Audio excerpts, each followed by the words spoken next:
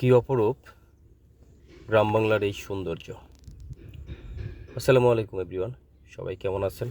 চলে আসলাম আরও একটা নতুন ভিডিও নিয়ে। প্রকৃতির সৌন্দর্য যেন চোখ জুড়িয়ে যায়। প্রাণবন্ত এই সৌন্দর্য কার না ভালো লাগে। ভালো লাগার মতো একটি চিত্র নিয়ে আপনাদের মাঝে হাজির হয়ে গেলাম। দেখেন গ্রাম বাংলার এই অপরূপ সৌন্দর্যর। এটা হচ্ছে একটি বিল, যে বিলটা বাংলাদেশের মধ্যে দ্বিতীয় বৃহত্তম বিল, আড়িয়াল বিল নামে পরিচিত।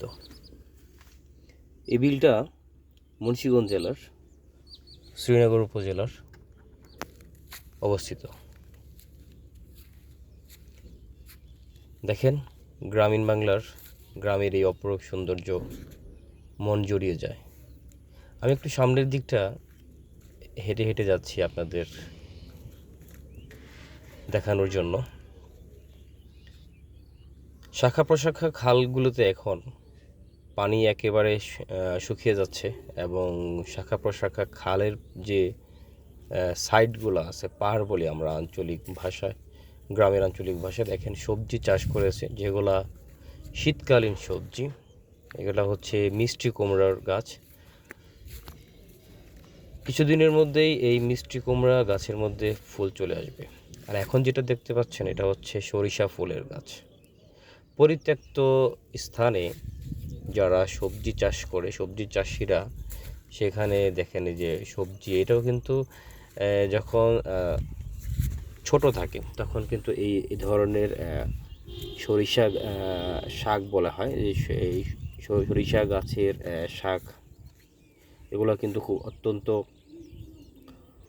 চমৎকার, এবং প্রকৃতির দৃশ্যগুলা দেখেন, দূর দূরান্তে শুধু সবুজ আর সবুজ।